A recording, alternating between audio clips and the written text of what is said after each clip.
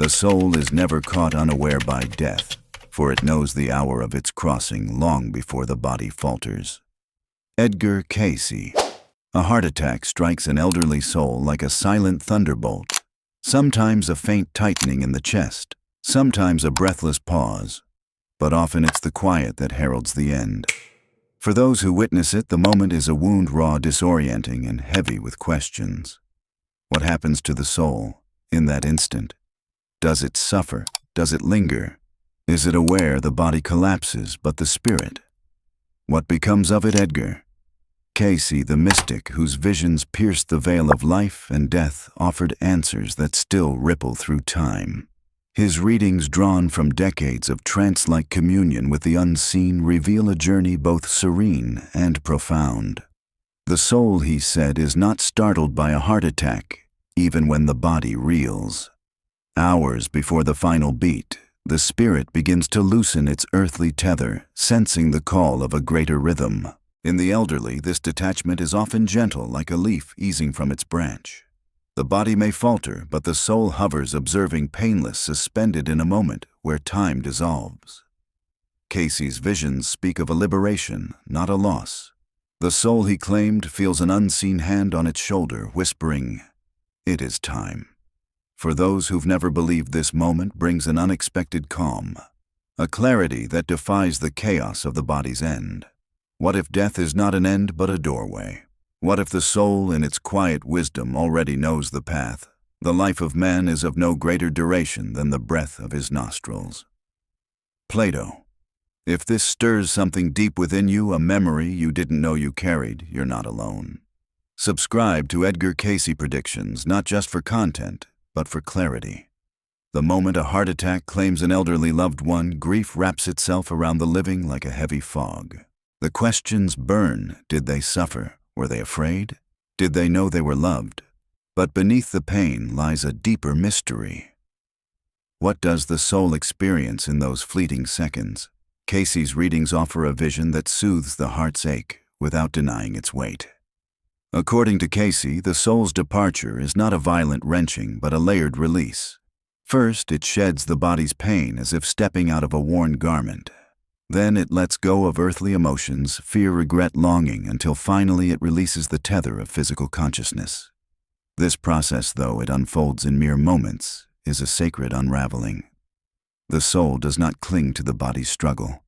Instead, it rises weightless into a space of expanded awareness. Many who've returned from the brink of cardiac arrest describe this as a sensation of lightness, a glimpse of luminous landscapes or the faces of those long gone.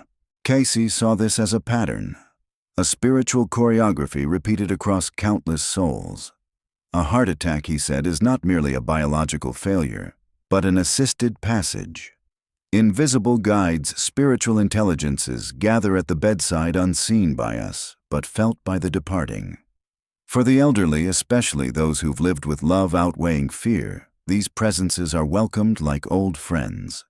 They whisper that the body's time is done, but the soul's journey stretches onward. This transition, Cayce insisted, is not bound by religion but by the texture of a life.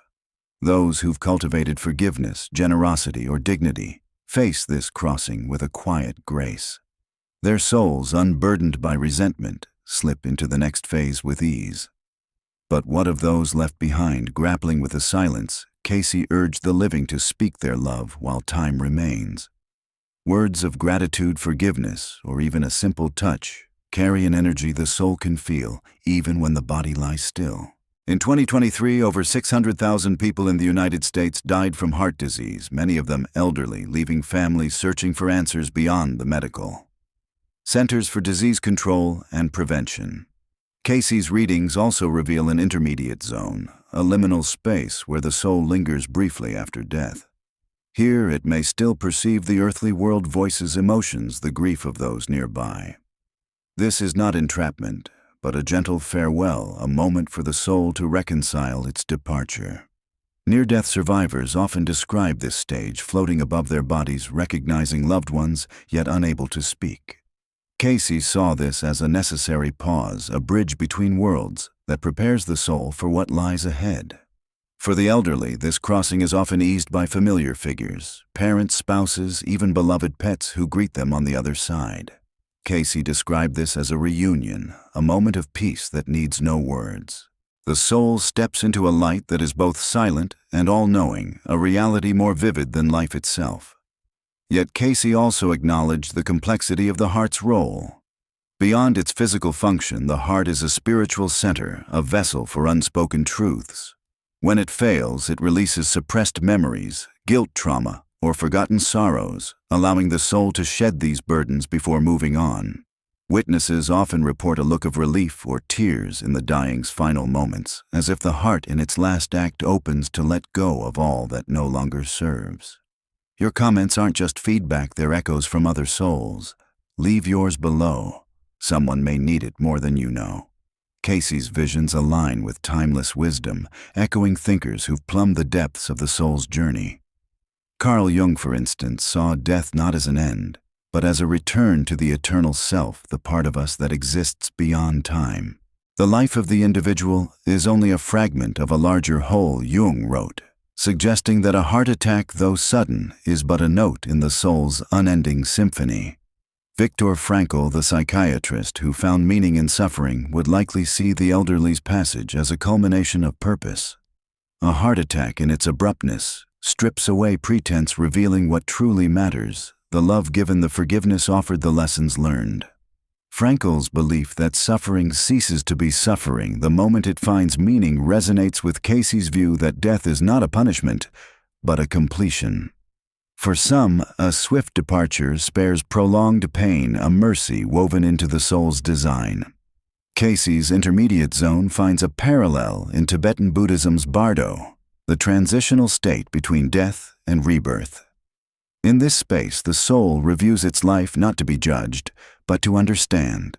Cayce described this as a self-reflection, where the soul sees its choices, words spoken, bonds, forged, opportunities missed, with a clarity unattainable in life. For the elderly, with decades of experience to sift through this review, is profound, a tapestry of moments woven into wisdom. This process is not about shame, but growth. As Alan Watts once said, "You are not a drop in the ocean. You are the entire ocean in a single drop." The soul, in its post-death reflection, realizes it was never separate from the greater whole. A heart attack, then, is not a severing, but a remembering, a return to the infinite. Cayce also warned of souls reluctant to cross those tethered by material attachments or unresolved fears. Here, Jung's concept of the shadow, the unacknowledged parts of the self, offers insight. A soul that resists death may be grappling with its shadow, clinging to what it cannot carry. Yet Cayce assured no soul is abandoned.